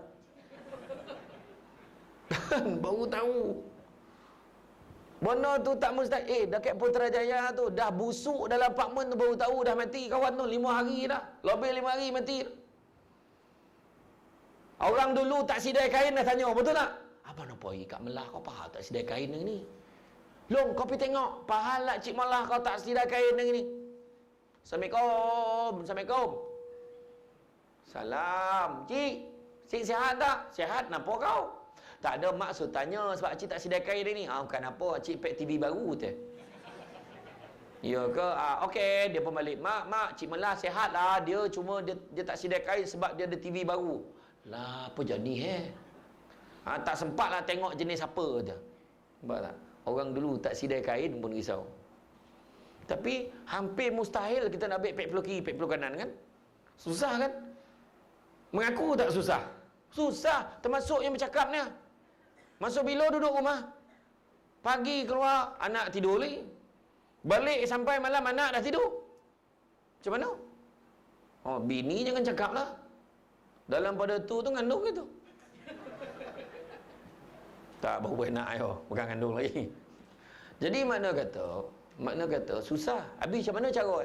Boleh. Satu je formula dia. Kalau nak bagi baik, jangankan 40 kiri, 100 kiri, 1 kanan, 1 depan, 1 belakang, 1 atas, 1 bawah pun boleh. 1000 kiri, 1000 kanan pun boleh. Macam mana cara? Pergi surau, habis itu. Maghrib kan pergi surau, habis itu. Itulah cara kita nak tautkan hubungan silaturahim kita. Tuan-tuan nak bergaduh baik apa? Hidup kan panjang. Saya dah cakap ingat mati. Hidup dah lah tak panjang, kita habis dengan bergaduh. Belum tentu kita salah, belum tentu dia salah semua. Nak pening-pening kepala buat apa? Minta maaf dan memaafkan. Dua-dua borek tapi kau jom mulia. Dan tahu dan baik salah dengan kau dan kau pun baik salah dengan dan. Kita gaduh dah lama dan tak nak panjang-panjang, hidup tak panjang dan minta maaf dengan kau. Setuju tak? Itu cara cakap memang nak gaduh tu. Jumpa elok-elok, saya minta maaf banyak ya kalau baik salah. Alah, aku pun sama lah, kita pun dah tua ni, betul lah, salam. Zam. Bila minta maaf ikhlas, berguguran dosa-dosa kita. Melainkan kalau ada dalam hati sebenarnya, taklah kau dalam hati aku tak maafkan dah. Orang tu je yang tak settle dengan Allah Ta'ala. Kena ingat. Saya bagi satu hadis, tolong ingat baik-baik hadis ni saya nak bagi. Tolong ingat hadis ni. Ingat betul-betul hadis ni. Nabi sebut apa? Tidak ada dosa yang lebih berhak Allah segerakan seksanya di atas dunia dan simpan seksanya di akhirat. Ingat tak tu? Saya ulang balik. Tidak ada dosa yang lebih berhak Allah segerakan seksanya di atas dunia dan simpan seksanya di akhirat. Maknanya dunia akhirat dua-dua kono. Iaitu dosa menderhaka kepada kedua ibu bapa dan juga dosa memutuskan silaturahim. Dua ni borek. Kenapa silaturahim tu borek? Sebab Allah Ta'ala letakkan sifat rahim dalam hubungan tu. Sifat rahim ni sifat Allah. Tu sebab kita kena baik-baik dengan orang. Kalau rasa ada masalah dengan orang tu, settle kalau ada orang. Walaupun dulu-dulu kita takut orang simpan nanti, Assalamualaikum, dulu kita pernah gaduh. Lah aku pun dah tak ingat lah. Tak apalah, aku minta maaf ya, sempena hari baik, bulan baik ni. Bulan hijrah ni, ialah bulan baik lah tu. Tak maaf, tak payah tunggu raya lah. Telefon tu, teringat telefon. Saya paling terkejut hari tu, waktu saya pergi ceramah kat Serating, ada seorang ni, dia bekas wakil rakyat. Dia ni kira berapa penggal dah. Tapi dia salam dengan saya, Assalamualaikum. Ni lah, dia tak dapat jumpa atuk kau, dia jumpa kau, jadilah dia salam saya. Apa hal eh? Masa aku sekolah dulu, aku teringat aku curi buah durian kat dusun atuk kau tu. Punya lama zaman arwah atuk saya pun tak tahu atuk saya ada dusun durian dulu. Oh ya, kau maafkan aku tak ni? Macam mana ke saya nak cakap? Saya maafkan lah, saya pun tak tahu. Saya maafkan lah. Bayangkan sampai macam tu sekali orang nak minta maaf, faham tak? Tak dapat orang-orang tu dia cari keturunan ni. Macam tu. Tu sebab kita benda baik, buat baik lah. Kita hidup ni jangan cita-cita nak jadi kaya. Cita-cita kita bukannya nak rumah besar. Cita-cita bukan nak kereta besar, tapi cita-cita kita biarlah nak jadi orang yang baik. Tu cukup lah. Cita-cita dia nak jadi orang baik. Bukan nak jadi apa dah, jadi orang baik. Apa tanda-tanda orang baik? Tanda-tanda orang baik datang disambut, balik diring. Tak ada ditanya-tanya, bila ada disebut-sebut. Cuba tengok, di kalangan kita semua ni siapa datang disambut? Mana baik orang? Cuba fikir, gak-gak lah siapa? Oh, nampak. Tak adalah dah, tu contoh saja. Kalau kita baik kenduri pun, perasan tak? Bukan semua orang yang kita pergi sambut dia sampai daripada kereta bawa masuk dalam. Betul tak? Makna orang yang baik betul dengan kita, kita, ya Allah datang ni, kita berlari, masuk. Makna baik betul orang tu dengan kita. Sampaikan bila dia balik tu kita hantar, tak apalah kau sebanyak kau je. Tak apa, aku hantar kau sampai kereta. Tak apa, dalam tu adalah bini aku boleh layan. Terima kasih banyak datang, nanti dah sampai. WhatsApp, beritahu dah sampai. Okey. Makna baik betul.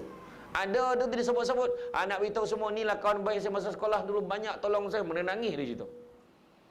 Bila tak ada, kawan saya kirim salam, kawan baik saya tak dapat datang. Dia ni, itulah, tak tahulah, saya tanya-tanya tadi memang dia tak dapat datang. Dia tanya untuk kawan tu datang ke tidak. Nampak tak? Itu dia. Paling senang hidup kita ni, ingat yang baik-baik, fikir yang baik-baik, buat yang baik-baik. InsyaAllah Allah Ta'ala akan balas yang baik-baik. Ingat yang baik-baik, fikir yang baik-baik, buat yang baik-baik, InsyaAllah Allah Ta'ala akan balas yang baik-baik. Seterusnya, jika kita dedahkan masyarakat mengenai pengertian hidup yang hakiki yang dapat mengembalikan kita kepada fitrah, berikan satu formula yang menjamin kebahagiaan hati. Pertingkatkan juga kehidupan bersandarkan sunnah Rasulullah SAW yang akan membawa kesejahteraan buat kita di dunia dan di akhirat. Itu dia sunnah. Kenapa menghidupkan sunnah Nabi dikatakan sebagai satu formula untuk kita mensejahterakan hidup di dunia dan di akhirat? Sebab hanya orang yang mengamalkan sunnah Nabi akan dapat syafaat daripada Nabi. Hidupkan sunnah Nabi. Nabi sebut, faman ahya bisunnati faqad ahabbani, faman ahabbani kana ma'i fil jannah. Barang siapa yang menghidupkan sunnahku, maka dia sayangkan aku, dan siapa sayangkan aku akan bersama-sama dengan aku di dalam syurga. Hidup. Nabi yang paling best, Nabi sebut faman ahya bisunnati, siapa yang hidupkan satu sunnah aku. Nabi tak bagi borek pun, satu je. Apa sunnah Nabi yang paling senang kita boleh buat? Makan buah tamar. Makan buah tamar, jangan tunggu bulan puasa. Faham tak? Apa sunnah Nabi yang boleh buat? Minum air kosong. Minum air kosong. Sebab Nabi kama minum air masak. Apa lagi? Nabi, sunnah Nabi lagi, Nabi berpuasa. Kita puasalah. Puasa sunat Isnin Khamis. Tak dapat buat Isnin Khamis, buat Senayan ni. Senin ni buat. Tahu waktu darik basuh ustaz ni kata. Hari Senin ni sebab hari Khamis banyak buat kerja borek kata. Kan? Bercinta dengan suami, bercinta dengan isteri. Kan? Berkasih-kasih dengan pasangan, itu juga adalah sunnah Nabi.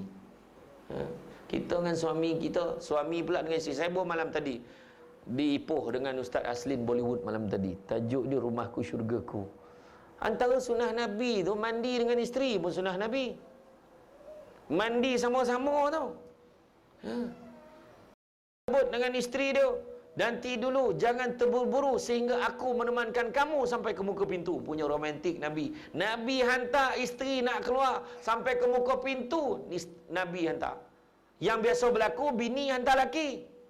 Laki hantar bini dia, bang pergi ngaji, pergilah kau teh.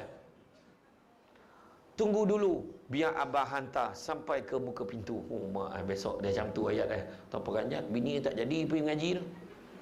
Apa kau tak pergi ngaji lah? Abang dah lain macam nampak ni. Takut tak lama lagi, saya tunggulah kata. Kemesraan tu memang Nabi buat.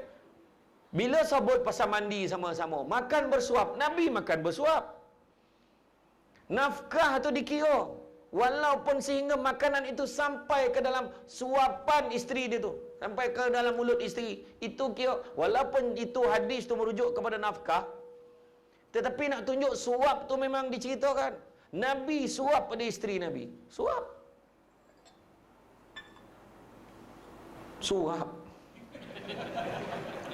Saya pilih horen lah sebab air kosong tak buka.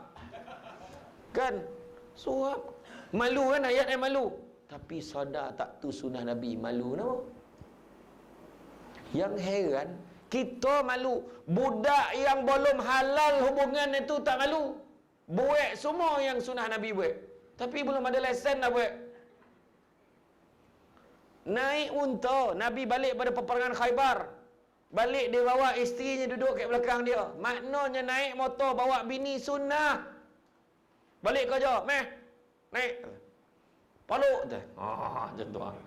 Paluk, zap paluk. Tak sampai lah cenia. Cenia dapat bang, tak apalah. Bawa. Betul. Tuan-tuan jangan ingat apa? Bawa isteri keluar bersesiah. Jom kita jalan nak. Jalan mana? Ni kat kampung ni, jom lah. Sambil-sambil burak. Jalan dengan bini raun taman. Mula selesai.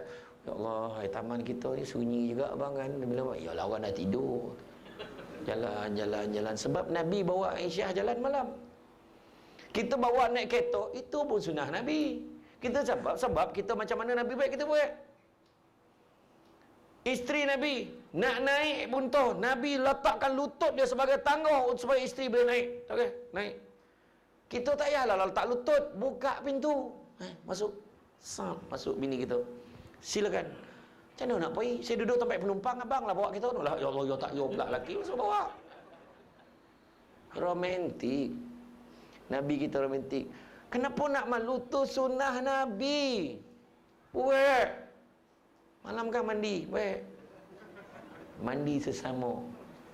Dia simbah ke Nabi. Nabi simbah kat dia. Cukup, Nabi kata. Kang habis hari ni kang, Nabi kata. No. Beli batap. Ataupun shower tu pun boleh. Mandi sesama orang. Bila saya cakap macam ni, masalah orang tua marah. Tak daya tengok Siapa suruh tengok? Mandi je lah. Tak, kita malu kan. Sedangkan budak-budak muda tu macam-macam buat lah. Padahal dia orang tak boleh buat. Haram hukum Kita yang hal. Nabi nak minum, Nabi cari bekas mulut bini dia. Kat mana kau minum tadi? Sini ya. Minum. Bismillahirrahmanirrahim. Romantik. Tapi pastian napeh tu elok bawa. Ini napeh bubaeng. Mau mumak bau mulut kau kan. Tu masalah tu. Bismillahirrahmanirrahim. Sodak pula air oren pucuk ni. Kan? Ya. Jadi makna akhlak Nabi tu paling baik. Surah Al-Qalam ayat 4 tu beritahu sesungguhnya pribadi Nabi tu ada pribadi yang teragung, yang terbaik. Kita kena ikut. Siapa lagi nak ikut? Nabi lah. Paling romantik Nabi, paling baik Nabi, paling berlemah lembut dengan ahli keluarga Nabi. Tu sebab hati kita ni nak pupuk dalam rumah tu dah. Bila kita lembut hati, pujuk orang, kita bukannya ngajar. Suami tidak semestinya. Suami tak pernah pun Nabi ajar kena bangis dengan garang. Kau kena garang sikit dengan bini kau. Bukan. Bini dan bising lah, melete, kajoy. Orang perempuan kalau bising, makna dia sihat. Tuan-tuan tengok, kalau dia senyap tu, sama ada dia tak puas hati dengan kita, atau dia demam. Dua tu. Kalau dia bising, apalah abang ni? Bah, apa? Oh, mak bising. Okey lah tu. Okey, dia sihat lah tu. Senang hati. Orang perempuan kalau dia senyap, haro jantan weh, jangan main. Kan kalau Malik tang ceramah tiba senyap, tak cakap apa dah lah, bono tak dapat tu pun mikir apa bono dia tak buat hari ni ke. Tu. Orang perempuan ni dia bahaya tu, dia membunuh lelaki dengan kesenyapan dia. Kalau dia bising-bising, abang ni memanglah tak pernah fikir pun ni apa macam ni kan kita tahu tu. Bahasa Jerman semua keluar. Kalau Muhammad, itu tu. Tu dia keluar macam tu ya. Laju tahap butir, dia pun macam dia bukan nak bagi kita faham mana, yang penting dapat lepehan. Ya. Kita tak boleh macam dia. Dia pun ni, orang perempuan ni jasa dia, ya Allah Akbar, tak payah nak khabar. Orang perempuan jasa dia beranak pun kita tak boleh bayar. Tuan-tuan ingat bagi dia barang komeh tu besar benar kot, tak ada bondo terus. Nak banding dengan sakit dia beranak, betul tak perempuan? Nampak tu. Kuek jawab kan tadi tak ada. Sakit beranak macam 20 tulang rusuk dipatahkan serentak. Dengan tahap itu berapa kali dia beranak je kan? Tak pernah berhenti beranak. Dah beranak kali pertama, bang, jangan lebih 5 yang anak kita. Makna dia sanggup 4 kali lagi. Orang lelaki paling sakit dalam hidup kita apa? Sunat. Kan? Itu pun tak ada siapa sanggup ngulang sekali lagi. Bercerita dengan anak, kau main lagi. Long, sakit sunat tak sakit sangat dah. Macam gigit semut ni. Alah, ayah cakap boleh lah. Cuba sunat sekali lagi tengok. Tak, memang dia. Langsung diam ayah. Tak berani ayah cakap boleh lah. Diam lah. Orang perempuan, ya Allah, sakit beranaknya kat 20 tahun. Tu sebab orang lelaki yang hebat. Dia kena taman isteri dia. Hadap muka bini. Sabar yang sabar. Sakit bang, tak apa. Ingat Allah banyak-banyak. Rabbi yasir wala tu'asir ya karim. Ya Allah, ingat Allah. Ingat Allah. Tengok kesakitan isteri, ya Allah, zap dengan darahnya, dengan baby keluar. Ya Allah, dia meneran keluar manusia. Zap keluar, wow, dah tu keluar. Menitis air mata suami. Tanda kasih sayang seorang suami, menitis air mata walaupun dia senyum, berenang air mata dia. Dia cakap, yang makasih kerana lahirkan anak untuk abang. Masa kita sebut terima kasih, penyakit dia yang sakit tadi yang 100% dah tinggal 30%. Ya bang, baby mana? Dia boleh pegang baby lagi. Allahu Akbar. Bang, anak kita bang, dah. Abang tak sanggup tengok saya sakit macam ni lagi, cukup. Jangan beranak lagi. Punya sayang lah. Isteri pun cakap, bang, habis takkan anak kita seorang je cukup. Abang tak nak lagi dah kau sakit, cukup. Bagi orang lain pula. Kurang asam punya lelaki tu. Sampai lah. Dia bila sambut jam tu, langsung penyakit dia datang balik. Dah elok tu kurang 330 tu, langsung bertambah sakit dia. Tak adalah. Yang satu pun tak terjaga, nak lebih. Betul tak? Mumak dah orang jawab. Tapi memang iyalah, orang perempuan bagi dia puji. Orang perempuan ni puji. Bila balik, nampak dia penat, puji dia, settle lah. Orang perempuan ni dia banyak cakap, tapi dia suka dipuji. Lepas tu dia suka dengar dia berbual. Cakap lah, berbual, layan dia. Oh ya ke? Apa ni? Bang, tadi kan bang, tadi kan tu. Kita ya je. Ya. Tadi Allah bang tak sangka betul apa. Bila tengok bang tahu tak dekat houses lighting tu tempat jual lampu tu. Ya Allah, macam tu cerita kan. Kita pun kita tengok tangan dia kejap nenek macam faham tidak tu. Ya. Balik puji, ya Allah, suka tengok rumah kita ni kemas. Kalau tak adalah isteri yang sebaik sayang ni, tak tahulah jadi apa rumah kita ni. Abang, janganlah macam tu, saya ikhlas lah. Nampak? Iya, okey lah. Abang ni macam Perli lah tu, tahulah tak sempat kemas dapur. Tak, abang cakap sini, ruang tamu ni pun dah cukup baik dah. Besok kemaslah dapur pula. Yelah, tengoklah bang sempat. Sebab tak nak lah abang balik nanti abang dah lah penat tengok berterabur pula. Yelah, terima kasih tau. Alah tak abang ni tak ada apa lah. Nampak? Iya. Orang Nabi sebut sebagaimana kamu dalam khutbah terakhir Nabi. Ada tak khutbah wida Nabi? Tak ada tampal ni ya. Seperti mana kamu punya hak ke atas isteri-isteri kamu, isteri-isteri kamu juga mempunyai hak ke atas kamu. Isteri pun ada hak kepada kita. Nabi sebut berlemah lembutlah dengan mereka, kerana sesungguhnya mereka adalah teman dan pembantu yang setia. Nabi sebut orang perempuan setia ya ke rumah. Tu sebab orang perempuan berhak pilih color rumah, berhak pilih langsir, berhak pilih sofa macam mana dia nak, sebab dia paling lama menetap di rumah. Kita kejap keluar. Dia memang duduk nonggok ke rumah. Iya, banyak-banyak kerja. Jadi biarlah dia pilih.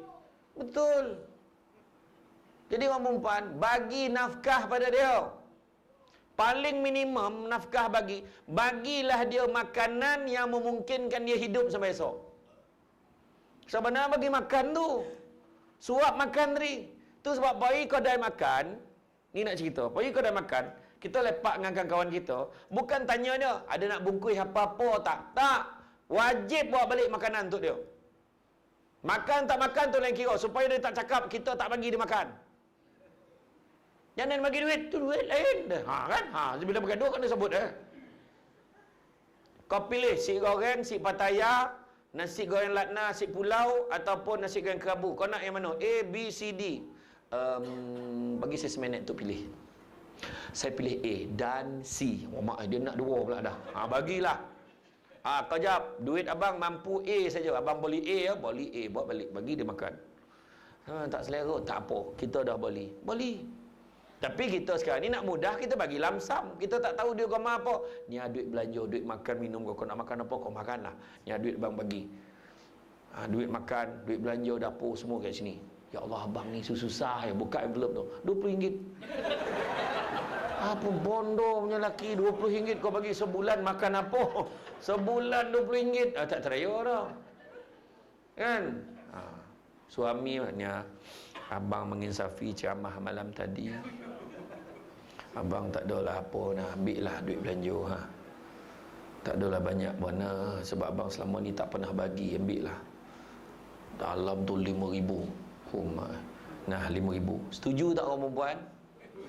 Setuju tak? Asahlah mata duitan. Sesajuk cuba tadi, setuju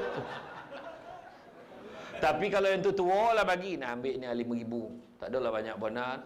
Mula telefon anak Long, kau panggil adik-beradik balik dah ya. Abah kau dah nampak tanda dah. Buat baik pun salah kan. Tapi orang perempuan yang dah bekerja, memang betul wajib bagi nafkah pada isteri. Kita wajib bagi pada isteri walaupun isteri kita bekerja. Ingat tu. Kau tak nak tak bagi banyak, macam saya kata tadi, beli nasi bungkus atau beli mi bungkus. Kita pergi makan ke kedai apa ada jamuan kau, bungkus sikit boleh tak? Untuk kata boleh, boleh bagi nasi kita. Merasa dah tadi makan kat Sadun Sadak, bang bungkus sikit, mengasih lah bang. Tu dah, nafkah lah tu. Tapi kalau suami bagi duit, orang perempuan tu bekerja, alhamdulillah, ambil. Kalau tak nak pun boleh. Yang ambil ni, duit belanja bulan ni tak adalah banyak sangat, dalam 2,000. Abang, saya kan kerja, abang tak payah susah-susah. Duit ni abang simpan untuk keluarga kita. Orang lelaki jangan risau, itu tak akan berlaku. Kau bagi dia memang ambilnya. Dia kata tak apalah bang, mana dah, mesti tahu tak apa tak kan, ambil gitu kan.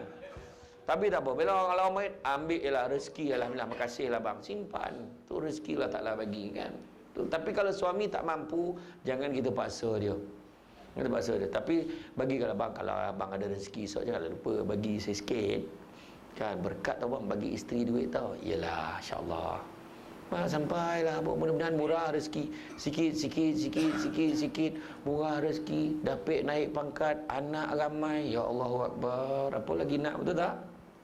Dan tidak ada cara hidup selain Islam yang dapat menjadikan kita terhibur dengan kemiskinan, kesunyian, kesakitan, kesorangan, kematian orang yang dikasihi atau kegagalan. Malah hanya peradaban Islam yang mengikat hati antara suami dengan isteri, anak dengan ibu bapa, pengikut dengan pemimpin, dan pekerja dengan majikan. Di samping itu, Islam turut mengajar kita untuk berkasih sayang, bertolak ansur, menjadi pemurah, berbaik sangka dan tolong menolong. Disebabkan kesyumulan Islam juga bangkitnya cinta agung hambanya kepada Sang Pencipta, sehingga ada Muslim yang sanggup mengorbankan hidup semata-mata kerananya, menanti kematian umpama menunggu seorang kekasih untuk bertemu dengan kekasihnya. Islam mengajak kita menilik hati kita sendiri, mengenali dan mengobati jika ada sakitnya. Apabila sudah terubat, kita akan menemui hati yang dipenuhi cahaya kebahagiaan, ketenangan dan kelapangan. Itulah syurga sementara sebelum kita bertemu Yang Maha Esa untuk menerima syurga yang kekal abadi di akhirat kelak. Itulah dia. Hati kita nak jaga elok-elok, nak polish hati kita. Antaranya ni majlis ilmu, datang ke surau, salat, ibadah, itu nak polish hati kita, nak kilat hari-hari. Istighfar selepas solat pun nak kilat hati kita. Zikir banyak-banyak, ingat Allah banyak-banyak. Ingat dunia ini tompek apa? Bukan tompek tinggal, tapi dunia ini adalah tompek meninggal.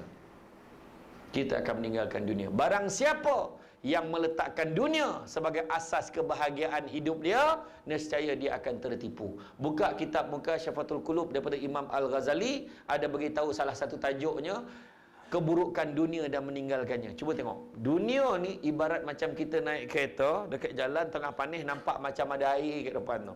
Sampai sana tak ada. Macam itulah dunia. Kita sangka dunia itulah akan bagi kita bahagian. Tak. Kita sangka, aku dapat duit 200,000, sok tak payah fikir apa dah. Membohong. Dapat duit tu lagi macam-macam nak fikir. Aku dapat kahwin dengan Nilofa, tak ada benda nak minta lagi dah. Kau dapat kahwin dengan Nilofa, memang kau tak minta apa, sebab Nilofa minta dengan kau apa itu.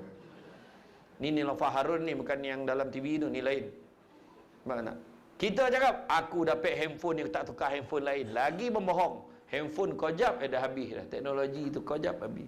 Kereta ni aku dapat, seronok dah. Aku tak ada fikir apa. Kau jap dah ada kereta lain pula keluar. Dah kereta kita jadi kereta lama. Betul tak? Dunia sementara sifat dia. I am for A, ingat mati for Allah. Orang yang ingat mati, nombor satu, dia tidak akan melengah-lengahkan taubat dia. Sebab dia sadar dia boleh mati bila-bila masa. Jangan terpedaya dengan muda, sebab mati tak syarat tua. Jangan terpedaya dengan sihat, sebab mati tak syarat sakit. Berapa ramai orang sihat meninggal, berapa ramai orang yang muda pun meninggal. Kanak-kanak yang mulia, anak-anak syurga yang mati di pusat tafakiah tu, meninggal. Bayangkan dalam rumah macam ni kan, asrama kan, ada 2 orang yang meninggal kat tengah ni. Yang separuh tu selonggok dekat situ, separuh selonggok dekat ujung tu, tak dapat keluar. Yang selonggok, kenapa selonggok? Yang selonggok ni berpaut pada seorang ustaz, yang selonggok ni berpaut pada seorang ustaz lagi. Bayangkan nazab dia masa tu. Mudah-mudahan waktu dia meninggal tu Allah Ta'ala memudahkan urusan dia. Mudah-mudahan. Sebab mereka ni anak-anak yang tahfiz Quran, dah hafal beberapa juzuk, ada yang dah habis dah kan. Bayangkan, saya tengok muka apa, muka budak yang terselamat tu pun sayu. Saya tengok, saya masa pergi radio bernama baru ni, saya dapat jumpa dengan grup ni. Muda meninggal, jangan cakap lah. Ada orang tu kadang tak sangka-sangka, dia datang elok dengan ceramah dia, besok dah tak ada. Apa ni nak meninggal? Ya, patutlah malam tadi masa ceramah dia tak berapa golak bona. Sonyap, memang nak mati sana. Mulalah mandai bawa cerita kan. Tu teori-teori tu semua tak boleh pakai. Jangan cakap-cakap. Kan? Yang baik-baik tak apa kita cakap pasal arwah ni. Jangan kita cerita benda yang tak elok. Betul? Jangan terpedaya. Kita tak tahu mati bila-bila masa. Maknanya kita tidak akan melengah-lengahkan taubat kita. Yang kedua, kita akan rajin beramal ibadah kalau ingat mati. Rajin beramal ibadah. Ingat mati. Dan yang ketiga, orang yang ingat mati, dia akan mensyukuri nikmat yang Allah Ta'ala berikan kepadanya, walaupun sekecil-kecil nikmat. Percaya cakap saya, ingat mati inilah yang boleh menyelesaikan penyakit politik, boleh menyelesaikan penyakit ekonomi maupun sosial kemasyarakatan. Maksud dia apa? Kalau orang tu ingat mati, ahli politik ingat mati, dia tak akan membohong, dia tak akan menipu. Politik ni bukan wakil rakyat aja, termasuk ketua lorong, termasuklah jawatan dalam surau, jawatan dalam masjid. Jangan sabut-sabut lagi dah. Kau tak baik kerja ke? Memanglah aku AJK biasa-biasa je. Biarlah pengurusi surau buat. Jangan cakap. Mana istilah AJK biasa-biasa? Semua datang dengan amanah tu. Politik ni bukan hanya jawatan menteri, termasuk semua sekali lah jawatan-jawatan yang ada. Termasuklah jawatan suami, jawatan isteri, ibu ayah, semua ada amanah. Kedua, ekonomi. Kalau ingat mati, dia tak akan menipu berniaga. Urusan jual beli tak akan menipu, tak akan mengenakan riba. Nabi dah sebut mulai hari ini riba dihentikan. Nabi dah sebut waktu khutbah wida Nabi, tidak ada lagi urusan yang berkaitan dengan riba mulai saat ini. Nabi dah sebut. Tu sebab hati-hati, jangan kita sabut-sabut lagi dah. Ada orang sabut, memang betul lah tak ada riba bank Islam tu, bank yang pakai sistem Islam tu, tetapi dia punya bayaran lain lagi tinggi, lagi baik kau pakai sistem biasa. So orang tu mengucap balik. Berani cakap macam tu. Bukan menipu niaga nasi lemak orang hari ni, menipu perniagaan apa? Travel umrah, tipu orang. Bayar RM4,000 je tuan, boleh pergi dah. Yang ditipu semua orang kampung. Makcik tu puas ngumpul duit dapat, betul ke boleh pergi ni? Betul boleh? Boleh makcik, RM4,000 je. Bagi RM4,000. Sudahnya makcik tu tawaf ke KLIA.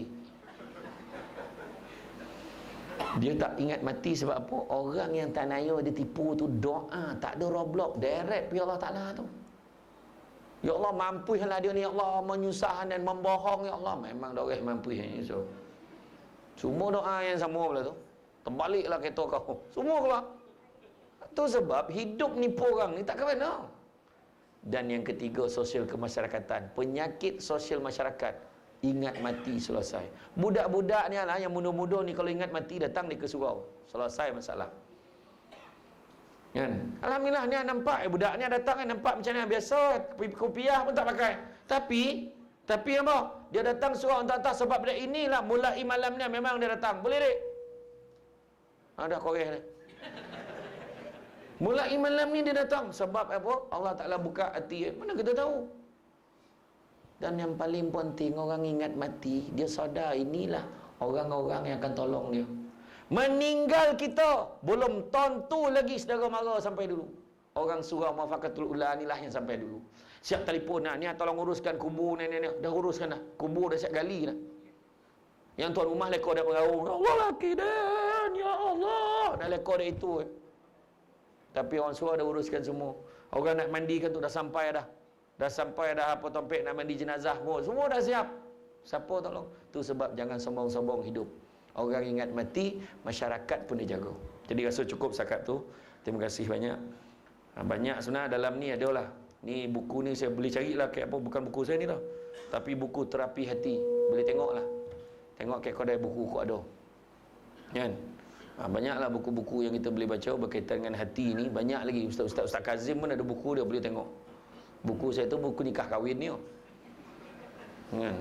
Nikah bukan nak suka-suka jam tu satu lagi saya bukan ustaz, tu yang kedua. Tu cerita pasal dakwah. Walaupun kita rasa kita ni bukan ustaz, tapi insya-Allah kita boleh nyebarkan dakwah ni, tak kira siapa, meneruskan usaha Nabi kan. Itulah dia.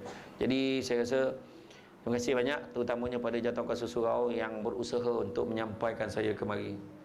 Kan, terima kasih banyak. Saya pun seronok dapat datang kemari. Alhamdulillah. Saya doakan semua penduduk sini dirahmati Allah. Sebab kena ingat ya, selagi mana ada tagak surau dekat karya kita ni selagi itulah masyarakat kat sini selamat sejahtera. Sebab imam belum pernah lagi doa untuk dia yang datang. Semua sekali doa. Ya Allah, kau sejahterakanlah masyarakat kami, ya Allah. Semua dapat. Tak ada, walaupun orang tu tak datang. Jadi jangan sombong, jangan kita belagak-belagak, ya. Jadi saya ucapkan terima kasih banyak-banyak. Sesungguhnya yang baik itu datang dari Allah SWT. Mana yang kurang itu berpunca kelemahan saya sebagai manusia biasa. Mudah-mudahan jumpa lagi di lain masa. Pokok sekayu daun selasih. Thank you, terima kasih. Assalamualaikum warahmatullahi wabarakatuh.